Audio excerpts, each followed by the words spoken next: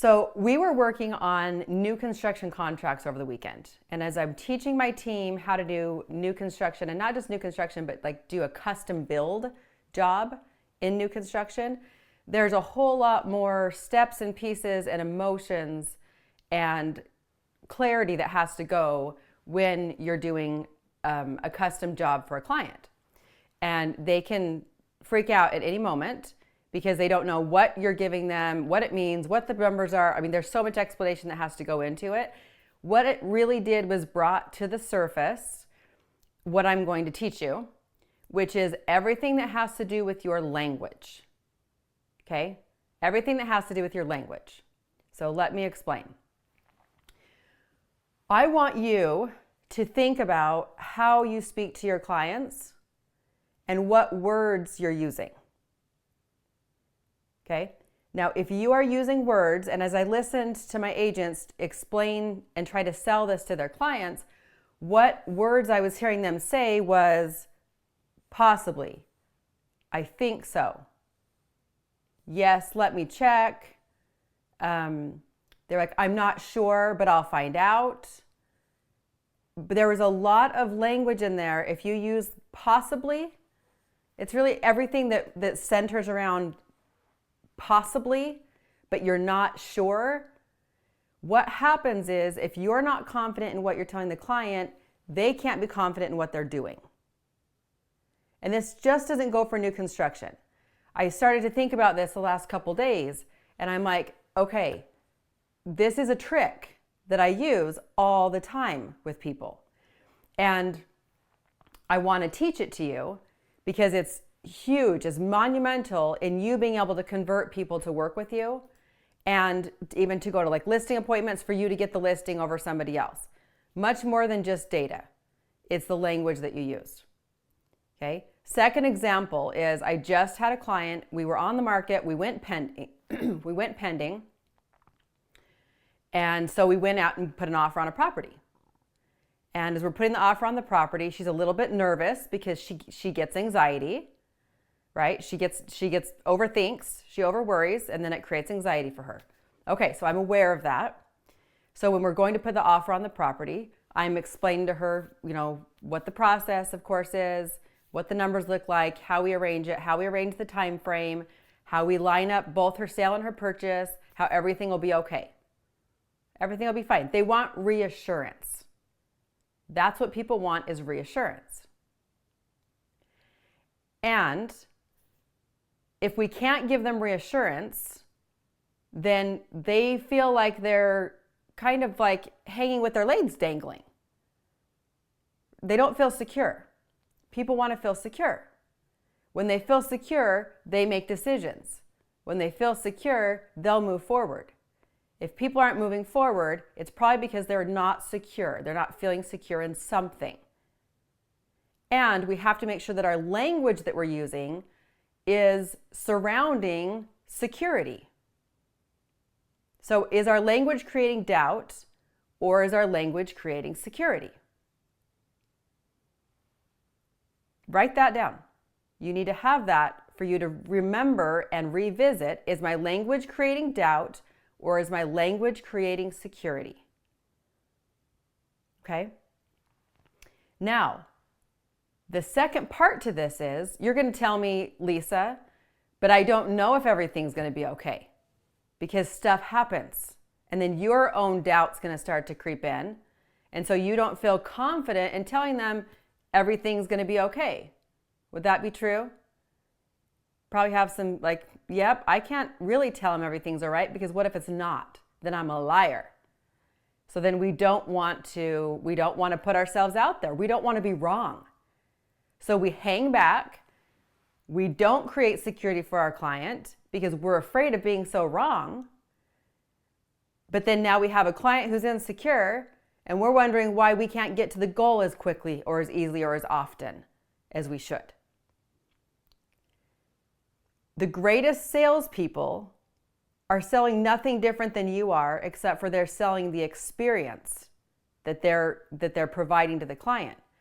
And when you walk in with great confidence in what you're doing and great confidence in the process, and you can share that and that can resonate with your client, then that client, they'll be like, yeah, let's do this. And then they move forward. That's how you get great salespeople that can sell over and over and over and over again.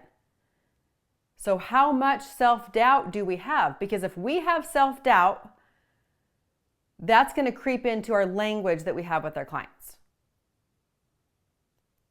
Okay? Self-doubt will creep in. How do we overcome self-doubt? Educate yourself. If you feel doubtful, research more so that you can feel confident in what you're doing. That's number one. Because we're not just blowing smoke. I don't just tell my clients stuff just so that they can hear it. I tell it to them because I've done the research and I know what the process is going to be and how we're going to handle this. That's why I can tell them with a surety. And that client, by the way, we just had her house that was under contract with a cash buyer, 2.5-week closing. We go put an offer on a purchase with a 2.5-week closing, and then her buyer just canceled yesterday. Okay, so we're under contract on something, which is great. So now how are we going to mitigate this? So here's my client who already likes to experience, not likes, but does experience anxiety. Now what? Well, now we go back. Okay, what's possible? What's possible? We go back on the market. We get another buyer. We extend your closing on your purchase. I will figure it out. Everything's going to be okay. I have lots of ideas and plans. And I will sit over here and I will concoct different ideas and plans of different ways this can go for the client.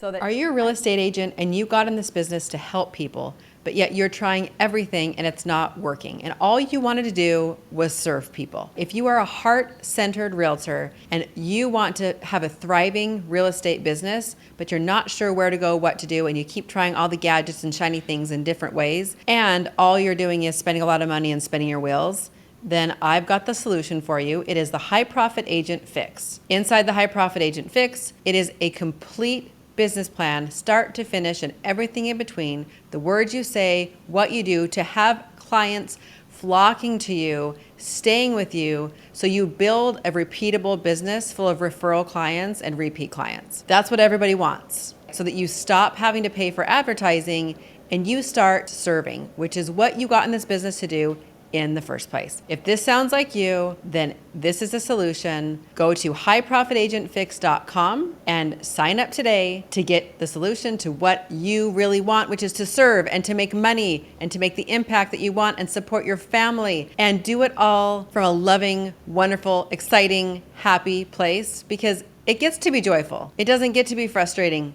It actually gets to be joyful. If that's not what you're experiencing, step on up to High Profit Agent Fix, because that's what you get to experience with me in the High Profit Agent Fix.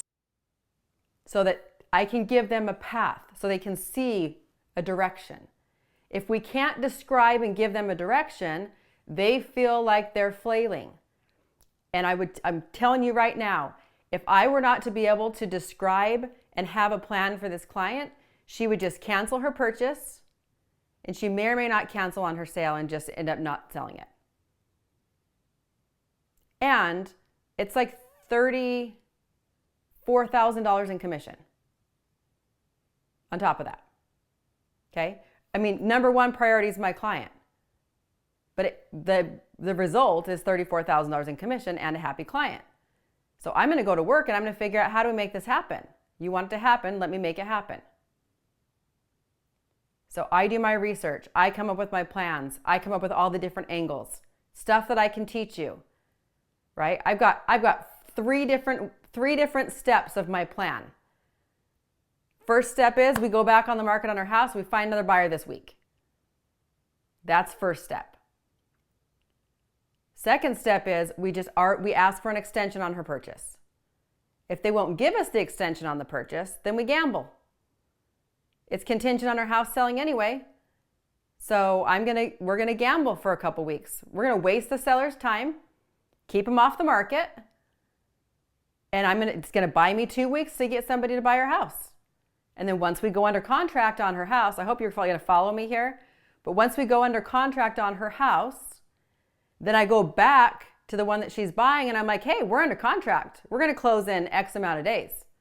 So we can either cancel and get our earnest money back because we still will be in that zone to do that, or we're under contract now. So we can close in 30 days or 3 weeks or whatever my time frame is going to be.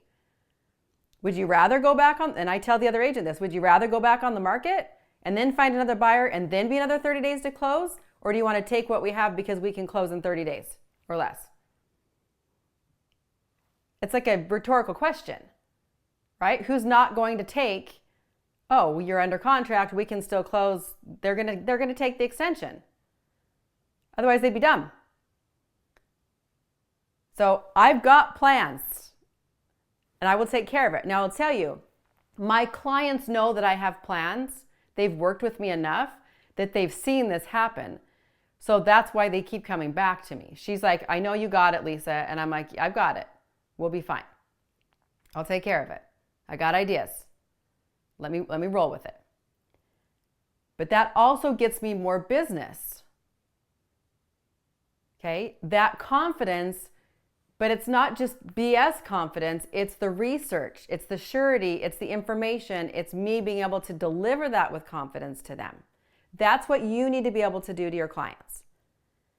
So if you are bringing self-doubt into the conversation because you're not sure, all you're creating for your client is doubt. The energy with which you bring into the situation is the energy that you're going to transfer to your client. And that does not attract people, that repels people. Okay?